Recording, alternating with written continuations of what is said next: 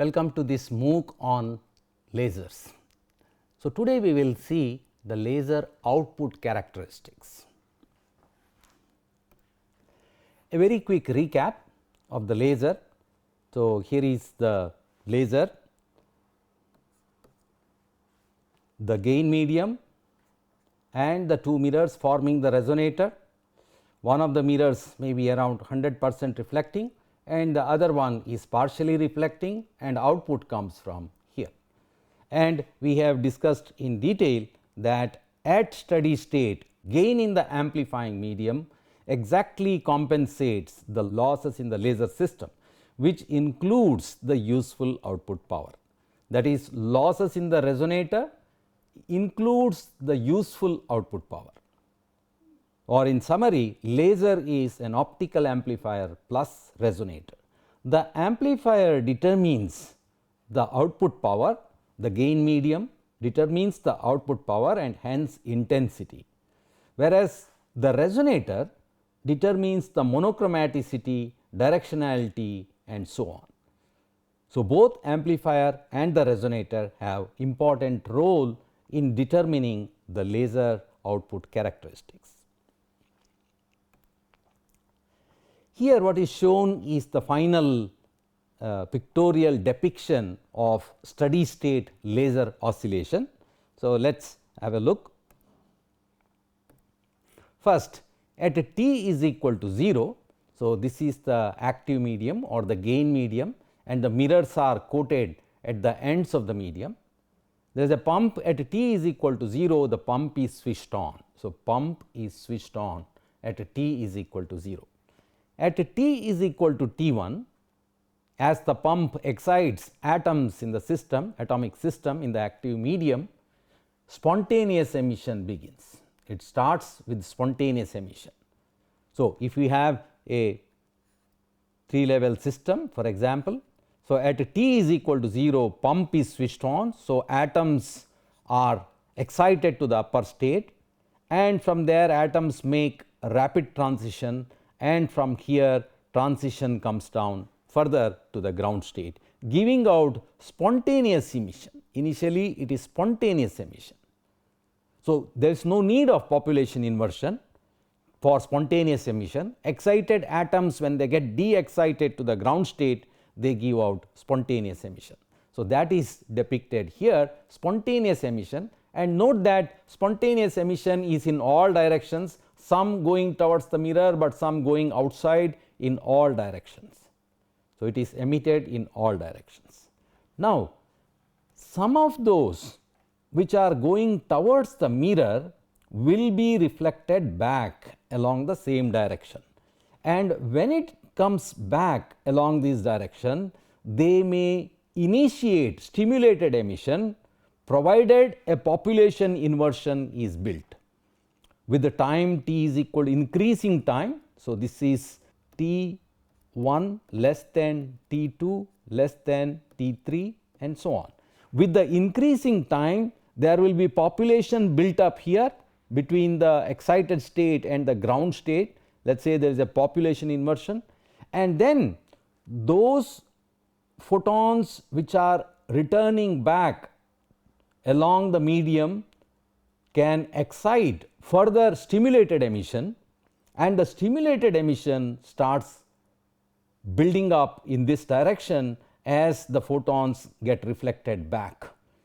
The spontaneous emission first, and some of the spontaneously emitted photons may be reflected, fed back into the system, and if the system is in population inversion mode, by that time if the system has reached population inversion, then the stimulated emission will start and it will start dominating, and that is what is written as onset of stimulated emission, because for stimulated emission you need another photon to stimulate it. So, the fed back or back reflected photon can stimulate further emission of photons, and as time increases there will be a steady state population which will be reached, and there are more and more stimulated photons which are going back and forth, because by the property of stimulated emission, the emitted photon is in the same direction as the stimulating photon, and therefore more and more photons are building up in this direction, and soon stimulated emission overtakes spontaneous emission. You can see that the spontaneous emission is all the while present, but the stimulated emission is building up along the resonator here, because the feedback comes from the mirrors. And as time increases further to T4, soon there will be a steady state laser oscillation when gain is equal to loss. Note that stimulated emission has started dominating, and almost all the atoms which are getting de-excited to the ground state, these atoms here getting de-excited to the ground state, are being done so by stimulated emission or by the stimulating photons, and therefore the stimulated emission builds up in this direction along the resonator, and a fraction of it comes out as the useful output power. Naturally, because the light has been building up in this direction, that is along the resonator, the output will come out as a parallel beam. Note that spontaneous emissions are still present, is ever present. If there is an excited atom, then the excited atom may make a downward transition by spontaneous emission or stimulated emission. Therefore, there will be spontaneous emissions always, but the stimulated emissions dominate, and therefore, the light output is primarily due to stimulated emission. So, this is the laser oscillation build up picture with the time, increasing time till it reaches steady state. So, this is steady state. So, at steady state, most of the output which is coming out is primarily due to stimulated emission, although there will be some spontaneous emissions which will be present. All right, with this, let us see some elementary characteristics of the laser output. First one property is the monochromaticity. We have discussed this monochromaticity in the first lecture as one of the properties of the laser output, and monochromatic means single colored. I will go through it very quickly, or one wavelength lambda or one frequency nu. But as we have already discussed, in practice one can only talk of the extent of monochromaticity. There is nothing like single wavelength or single frequency.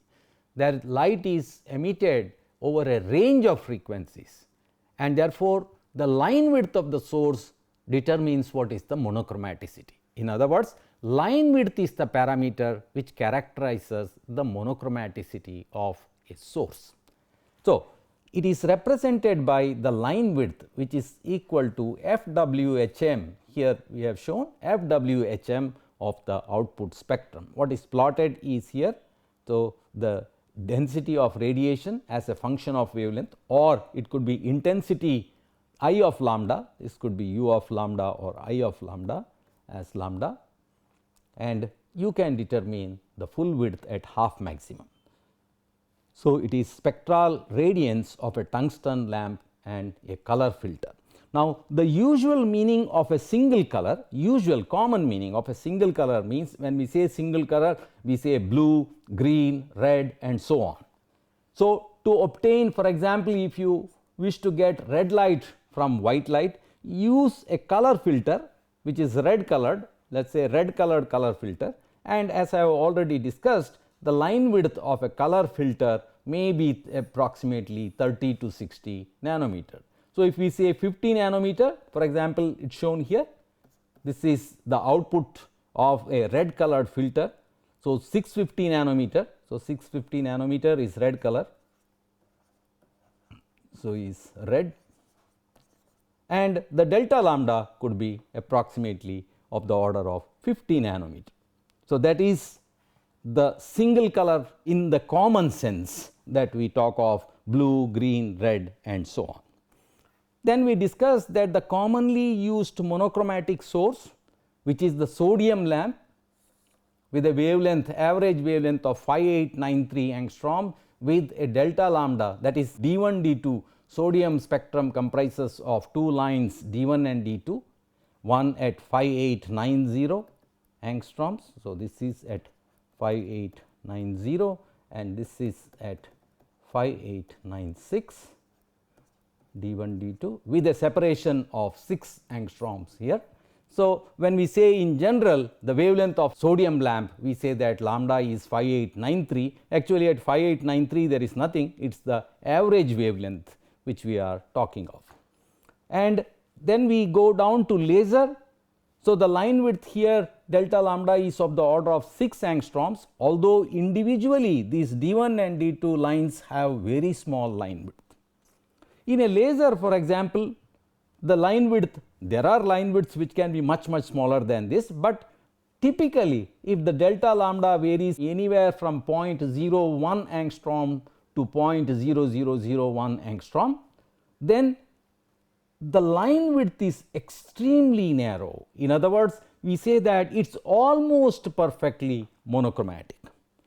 So, this is what we had discussed, and therefore, we say that lasers are highly monochromatic. So, highly monochromatic we have already quantified. So, monochromatic means the line width is extremely narrow. All right. The second property is directionality, that is we say that laser gives out parallel beams, but it is actually not exactly parallel. There is a small divergence. So, there is a small divergence angle, small divergence. It is not perfectly parallel. So, small divergence is present, and that is illustrated here, that delta theta is the small divergence which is now enlarged and shown here. Typical value for a commercially available Heine laser, if you see that delta theta is 1 milliradian. So, this is to be written as 1 millirad, mrad, milliradian.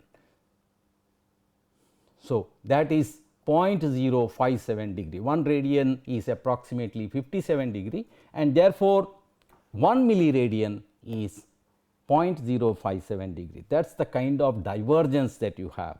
So, if you have a laser beam, there is a finite divergence, but the divergence angle is very small, very much less than 1 degree, and therefore, it looks like a parallel beam.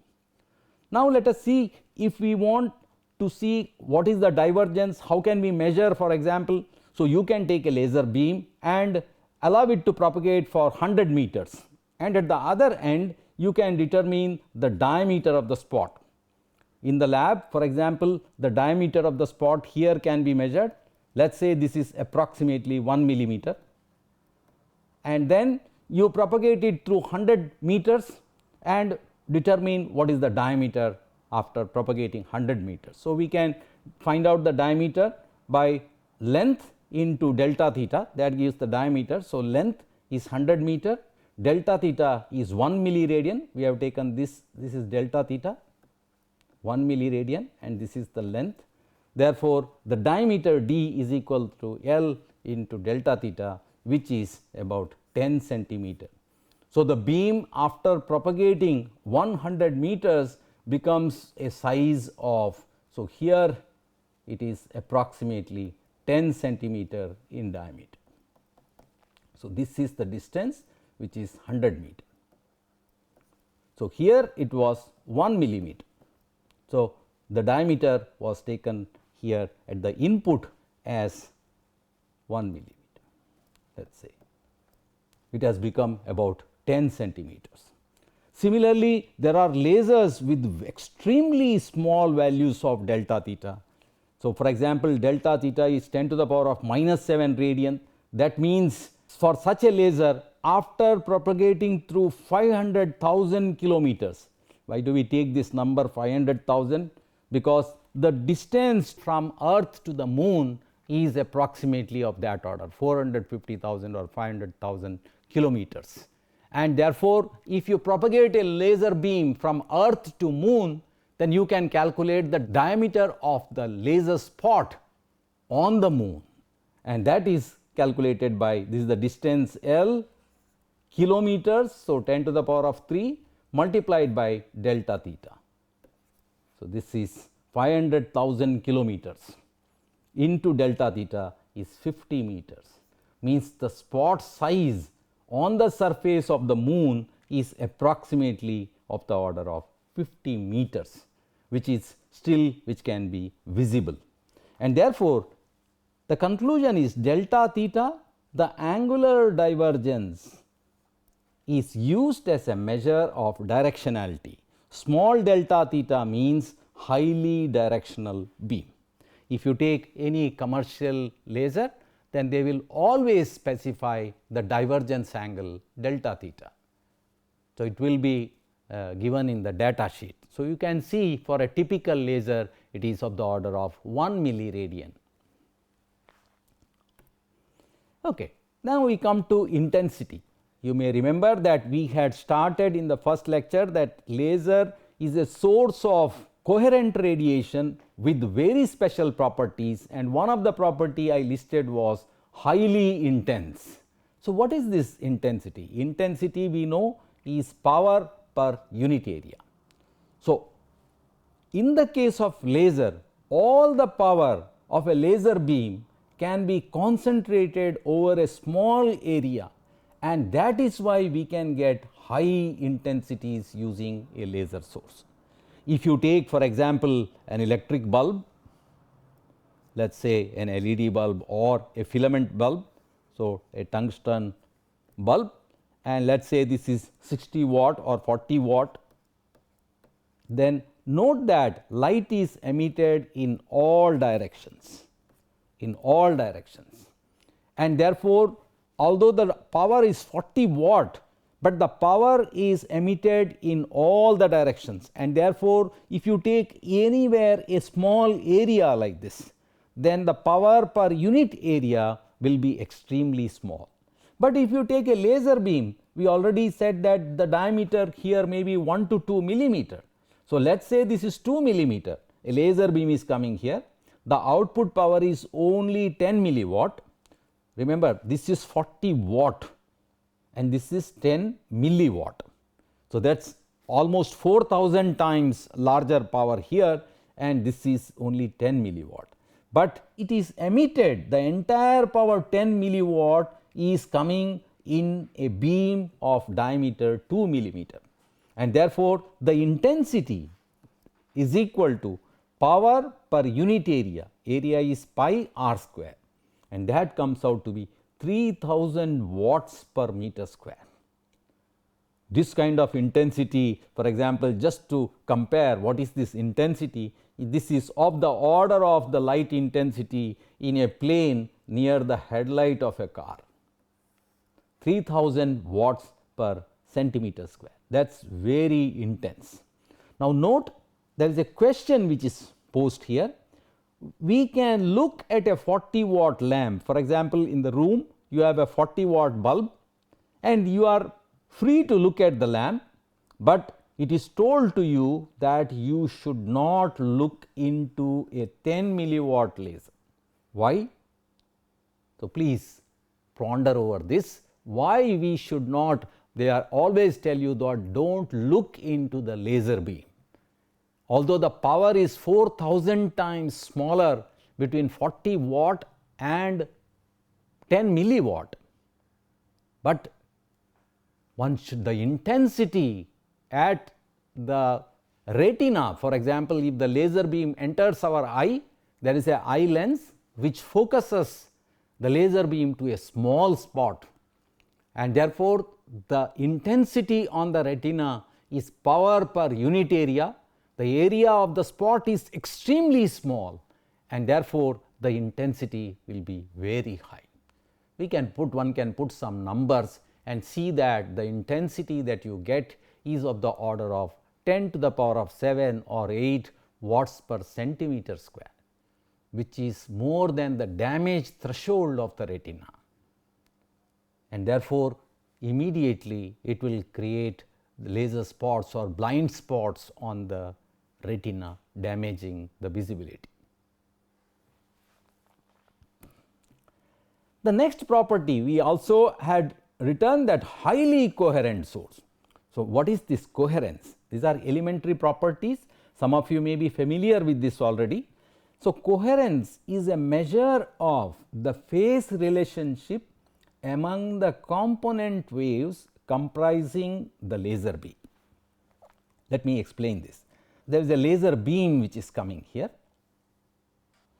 The beam comprises of a large number of component waves. So, what are shown are sinusoidal component waves, because please remember that when the atom makes a transition from excited state to the lower state, it gives out radiation over a finite duration till the atom is de-excited from the higher state to the lower state, or it can also be looked at as an energy packet corresponding to the energy difference between the two levels is given out, and therefore, it is of a finite duration, and therefore, the beam comprises of large number of such components, and there is no phase relationship between individual components, such packets which are coming out.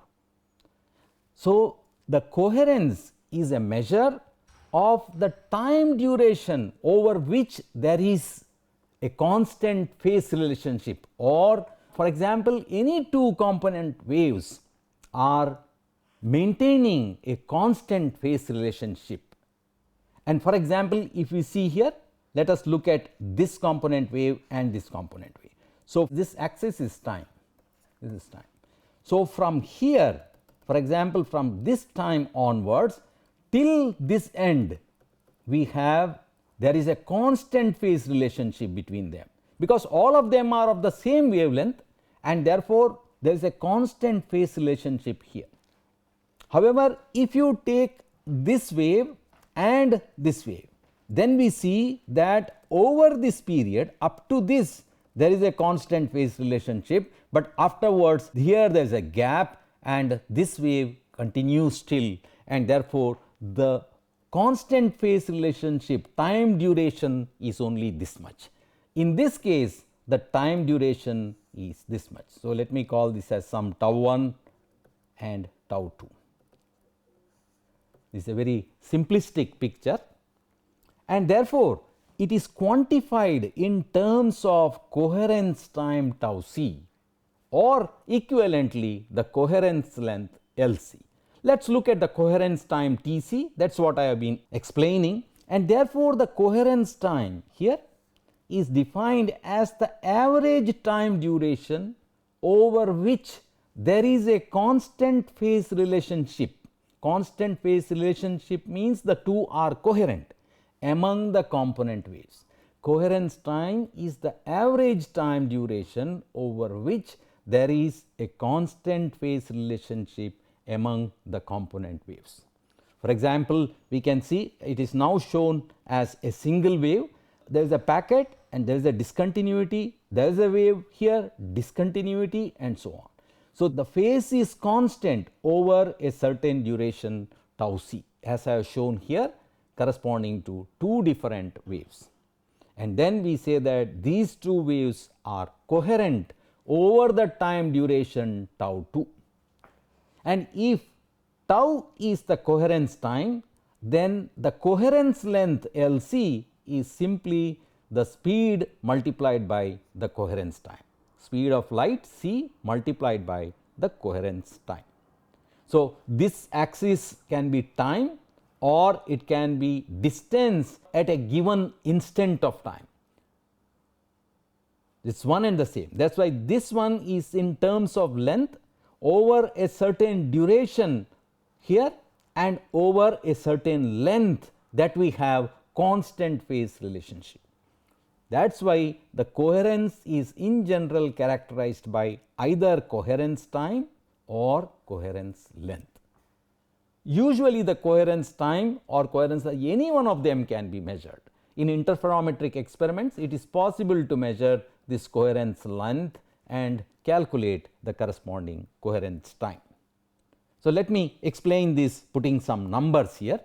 So, the coherence time tau c, it can be shown that it is of the order of 1 by delta nu, where delta nu is the line width of the source. So, this is the line width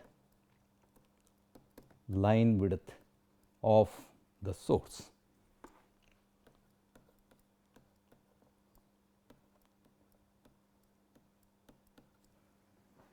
So, the coherence time is approximately of the order of 1 by delta nu. This can be shown, I am not going into that derivation here.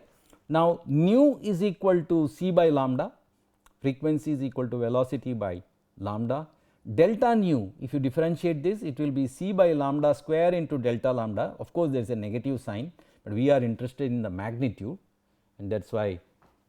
And Lc is equal to c times tau c. Coherence length is equal to speed into tau c, that is the coherence time, which coherence time is 1 by delta nu. So, it is c by delta nu, and that is equal to lambda square by delta lambda.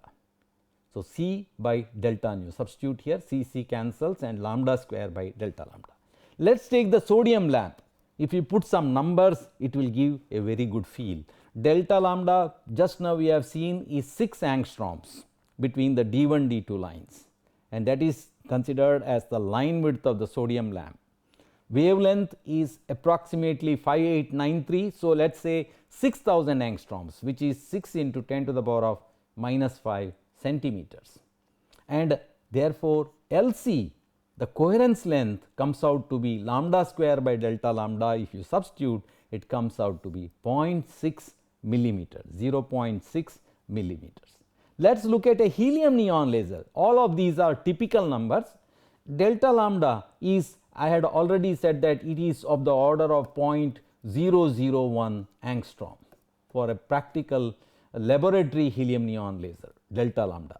So, I have taken here for a particular laser 6 into 10 power minus 3 angstrom, that is 0.006 angstrom, and lambda here is again helium neon is actually 633 nanometers.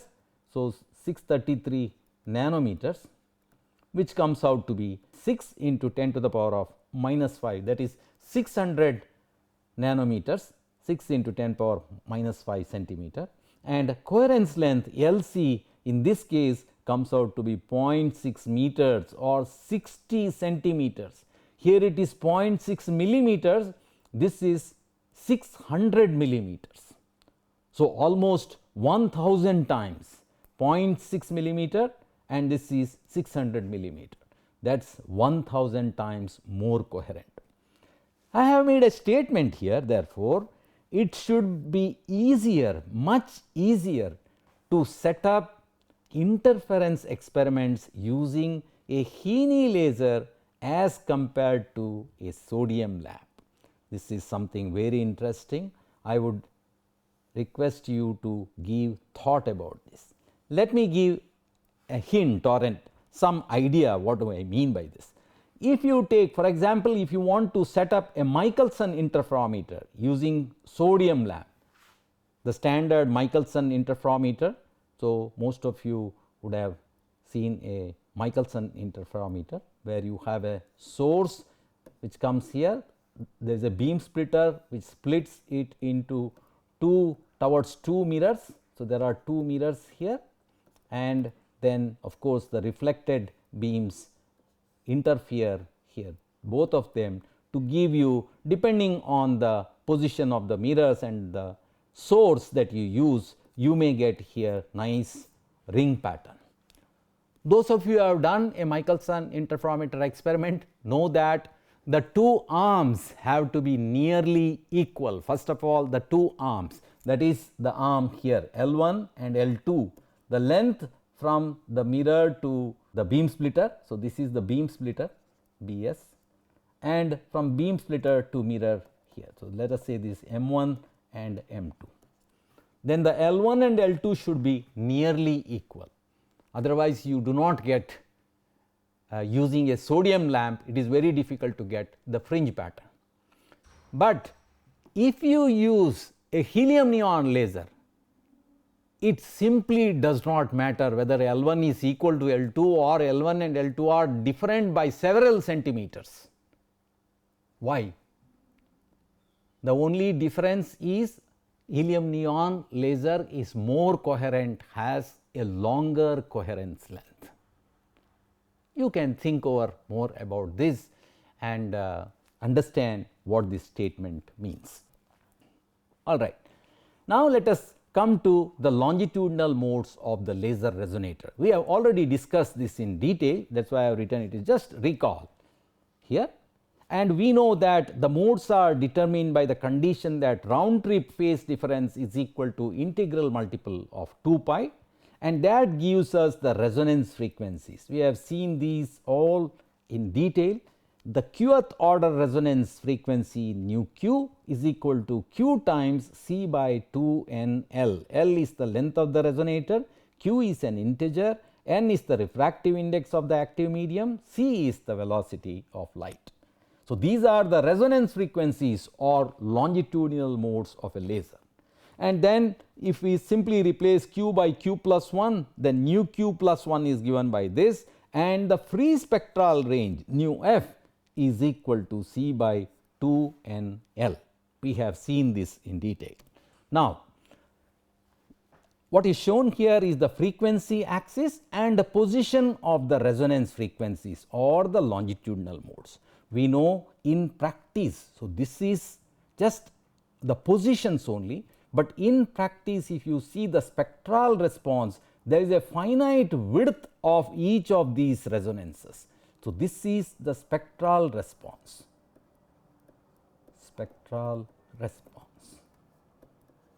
and we have already seen that the line width delta nu of the resonances is determined by the losses in the resonator. Smaller the losses, narrower will be the sharper will be the resonances and smaller will be the delta nu. Now, for a helium neon laser, let us say the length of the laser is about 30 centimeters, then the nu f comes out to be about 500 megahertz. A statement here says the FSR determines the number of oscillating longitudinal modes in the laser cavity. The free spectral range determines the number of oscillating longitudinal modes in the laser cavity. Not just FSR, but FSR also determines the number. So, let us try to understand what is this. Now, let us come back to this picture here, where the black curve here is the gain curve and the blue lines here represent the cavity resonances. Please see, cavity resonances means you have a passive cavity here, and this cavity is characterized by resonance frequencies, and if this is L, then nu q, any resonance frequency nu q will be c times 2 into n L. So, what is shown here are the positions of those resonance frequencies. This is the gain curve around the lasing transition. This axis is frequency axis. Although the resonator permits oscillation or build up of these resonance frequencies, in this diagram, when the medium is placed inside the resonator, no doubt the medium is characterized by a gain curve, but the resonator is characterized by a loss line. And we have discussed in detail that only those longitudinal modes for which gain is more than the loss will be able to oscillate. And therefore, in the figure shown above, there are 3 modes 1, 2, 3 which corresponds to nu q plus 1 and nu q plus 2. So, nu q minus 1, so this is nu q, this is nu q minus 1 here, and this is nu q plus 1. Actually, this plus 2, the positions have moved. So, we should have nu q. So, this position is nu q minus 1 and nu q, I do not know how these positions have changed. So, this should have come here, nu q minus 2 is this. So, nu q minus 1, nu q minus 2, nu q, this is nu q plus 1 and this one is nu q plus 2. So, this one is nu q plus 1. Now, in the figure shown above, oscillations can occur at only 3 longitudinal modes.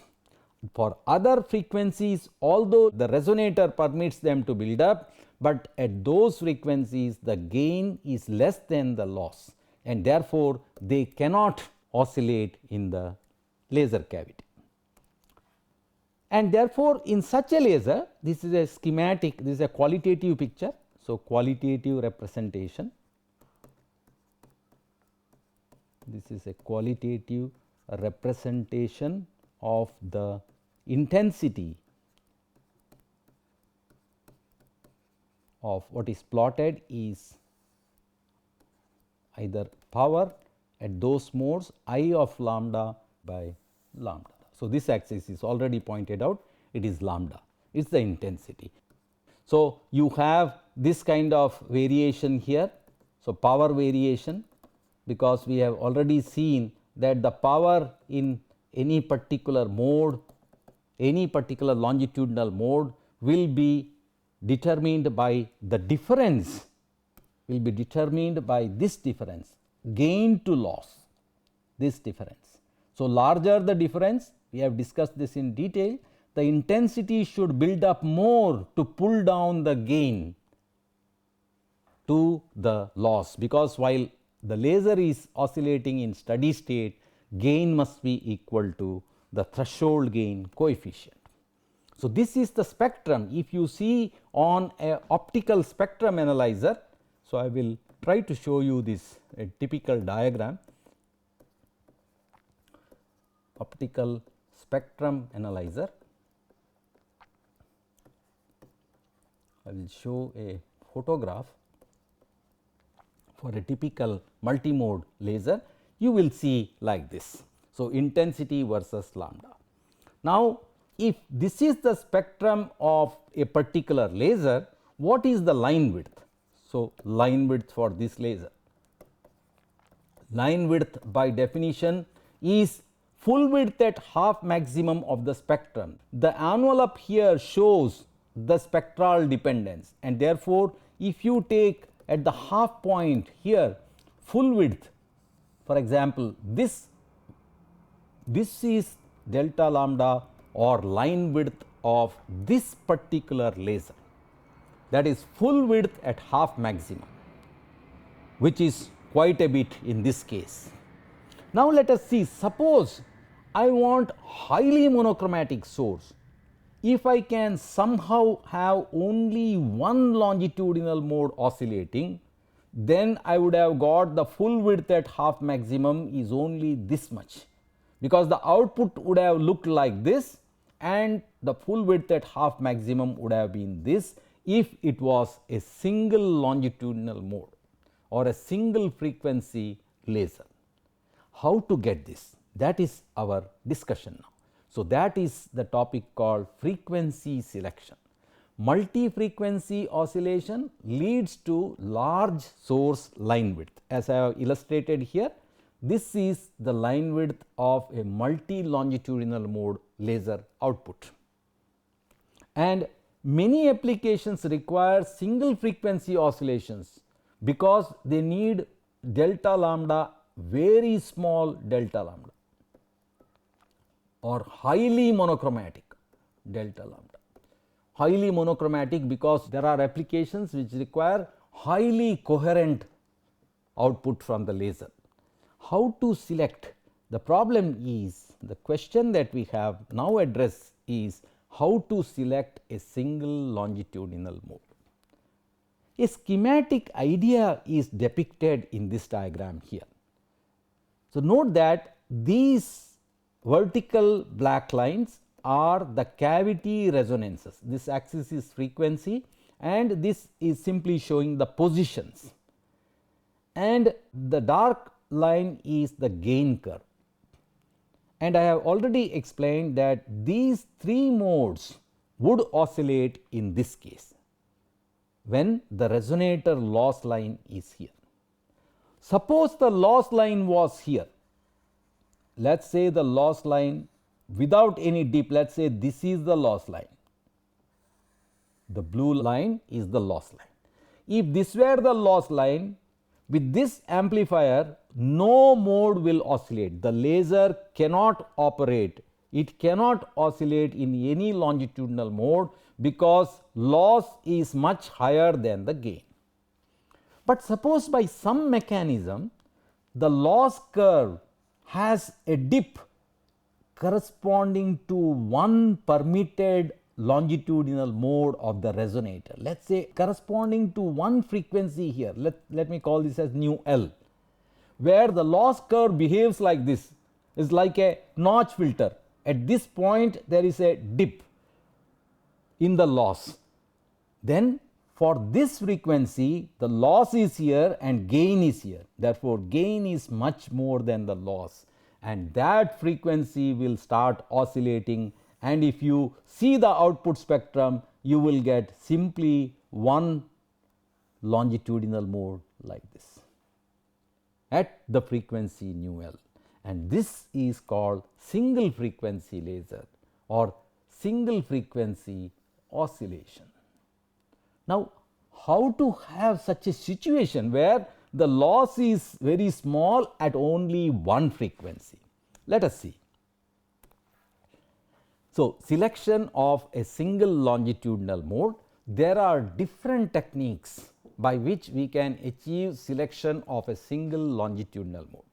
I will consider here one of them. One of the common techniques is use of intracavity echelon for frequency selection. It is simple to understand and but used only in bulk lasers.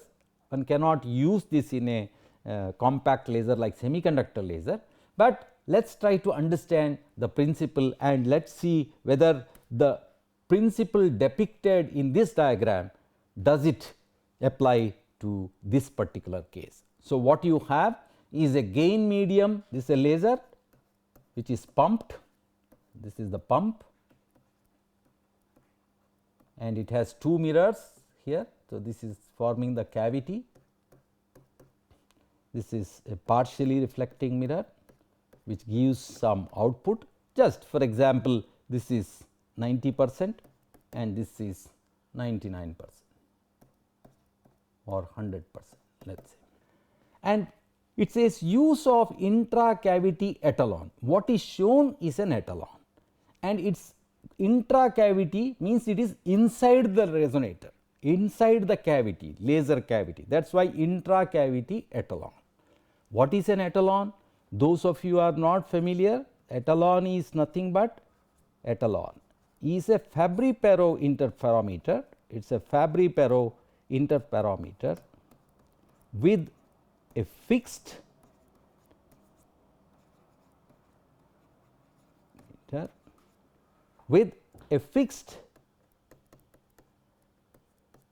separation between the mirrors.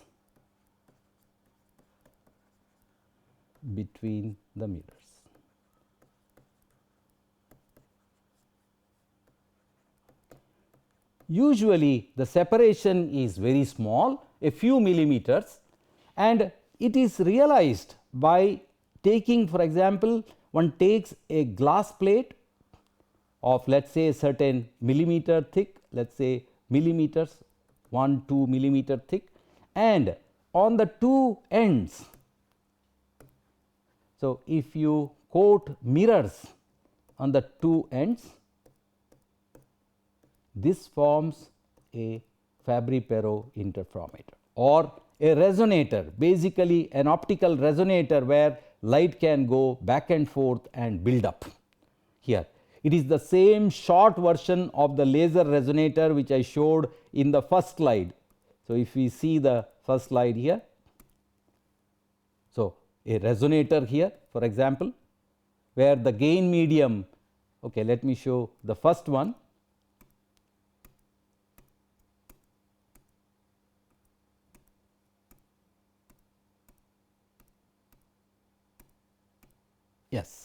So, we have a resonator. So, maybe this one, we can see the active medium and there are two mirrors coated at the end.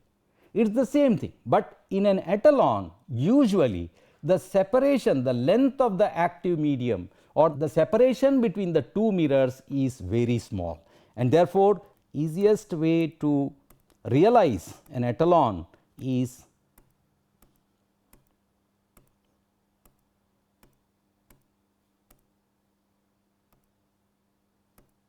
by using a plate and coating them with the mirrors. So, that this forms an interferometer, Fabry-Perot interferometer. So, the normal Fabry-Perot interferometers comprise of two mirrors separated by a distance L here, and the separation can be usually varied. In the case of an echelon, the separation is fixed and usually it is very small. Now, why we use such a resonator? We know that the free spectral range nu f is equal to C by 2nL, where L is the length of the cavity. In this case, L is very small here, here L is very large. So, if we have a small L, that means, so in a normal Fabry-Perot, if we had resonances, so let me show nu, and in a normal Fabry-Perot, if we have resonances which are close like this with a certain nu f, then in the case of an echelon we will have well separated resonances, because nu f is large. So, this is nu f for the echelon. So, this is for the echelon. The nu f, the free spectral range is large because the length is small. So, we now understand what is intracavity, inside the cavity, and echelon. And there is a tilted echelon. This is tilted with respect to the vertical axis. So, it is, if this is the axis of the echelon, so we use a tilted echelon, tilted with respect to the axis with a certain angle theta.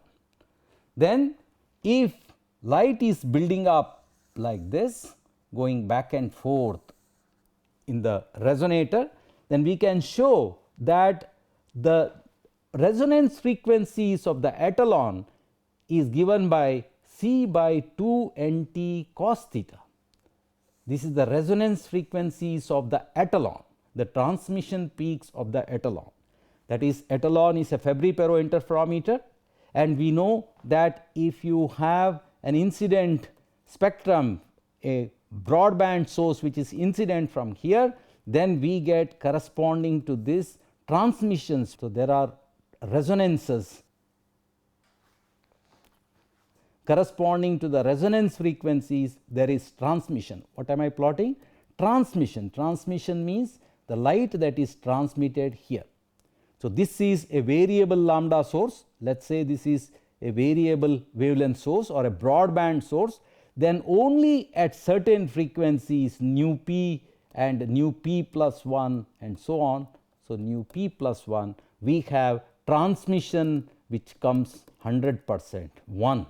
So, the transmission is 1 at the resonance frequencies. So, that is what is meant by transmission peaks of the echelon are given by, instead of q, we have used nu q for the resonance frequencies of the resonator.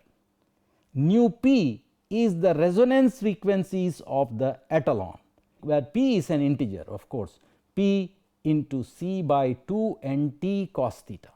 If theta is equal to 0, cos theta is 1, and it is the same as C by 2 nL.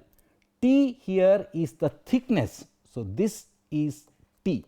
T is the thickness of this plate or thickness of the echelon which is here. So, this is T. If the thickness is T, then you can show that the resonances are given by C by 2 nt cos theta. Note that T is not variable, but theta is variable. So, by slightly tilting the angle theta, we can change the resonance frequencies. The position of the resonances can be tuned by tuning the tilt angle theta. So, T is the echelon spacing, n is the refractive index, and theta is the tilt angle with respect to the vertical, which I have already shown here. Now, let us try to understand the principle of this again. So, this is the idea which we want to implement. Now, if you take the very same laser here, this is L and this is T. The resonances due to the laser are what I showed here because of C by 2 NL, and this is C by 2 NT. Let us say it is not tilted, then it is C by 2 NT, and NT is very small, and therefore, the nu f is large. So, these are the resonances of the echelon, these are the resonances of the cavity. Now, let us look at the other diagram. So, that is what is shown here. These are the resonances of the cavity, and we saw that 3 of these modes have gain more than the loss, and therefore, this laser without the echelon would have oscillated in all 3 modes. Now, when you place the echelon inside the cavity, these are the transmission peaks of the echelon. So, transmission is 1 here. So, this is the transmitted intensity. So, T is 1. So, these are the transmission peaks of the echelon, what I have shown here in the previous diagram, transmission peaks. At these frequencies, the echelon is completely transmitting, which means it is as if this is completely transparent, which means the light would go back and forth as if there is no echelon at these frequencies. What about for the other frequencies? At all other frequencies other than the resonances, for example, these frequencies, the echelon does not transmit at all. The transmission is very low in the echelon, and therefore, transmission is low means at those frequencies the loss is high. If the transmission is low means the light is not allowed to go to the resonator, or it does not see the reflector, it does not see the reflectivity of the mirror. It means for all other frequencies other than those frequencies which the echelon permits to pass through, there will be no feedback, because there is no reflector R2 or the second mirror at all, and therefore, the loss in the resonator is very high. Now, let us see this. The loss is very high here because light at these frequencies do not pass through the echelon. Only light at this frequency passes through the echelon, and therefore, the loss of the echelon is very low at one particular frequency corresponding to the resonance of the Fabry-Perot echelon. And now, we exactly have this situation which we depicted earlier as an idea, but that idea is implemented using an intra-cavity tilted echelon. And if we use this, then now we see the spectrum. So, this is with the echelon, this is with echelon, and this is without the echelon.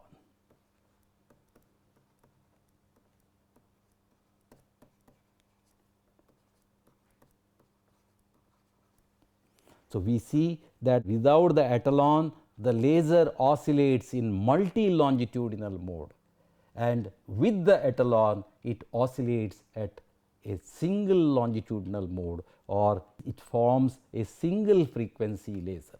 Of course, single frequency here I have repeatedly said does not mean it is at one frequency, but it means it oscillates at one longitudinal mode with a certain delta lambda. Now, of course, the delta lambda is very small, the line width of this source is very small, and we call it a single frequency laser. A small question here is, why do we use tilted etalon. We use tilted etalon for two reasons. One, it may so happen that the resonances do not coincide. For example, if this resonance happened to be here, then for none of the frequencies we can achieve this low loss condition.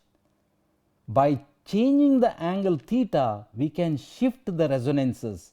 For example, if we had like this, then for none of the frequencies it would have coincided. It is coinciding only in this position, and therefore, by changing theta we can shift these, and adjust such that one of the resonances of the etalon coincides with the resonance of the cavity, and that is why one uses tilted etalons. Second, if we do not tilt the etalon, then if you have a laser beam which is incident on the etalon, it will go back reflected along the same line, behaving as a reflector. So, it would go back along the same line. But if you use a tilted etalon, I am exaggerating here, then the laser beam which is incident here, although it does not pass here, it does not pass through because the frequency does not correspond to the resonance, but it will reflect back because of 90-degree incident, normal incident. In this case, the incident laser beam would get reflected in a different direction and would not go into the gain medium because of the tilt. But if this is transmitting, let me show with a different color. If the etalon transmits, then it would come here, it would bend, it would go like this, and from here the reflected ray, I will show as a ray picture, ray would come back and then it would come back into the laser, provided the etalon is completely transmitting. But any other ray which is incident here, which does not correspond to any other frequency, which does not correspond to the transmission peak, would be reflected back in a different direction and would not cause any interference in the gain medium. All right. So, there we have seen what is a single frequency laser and one of the methods to choose a single longitudinal mode to realize a single frequency laser. We will continue with other properties in the next lecture. Thank you.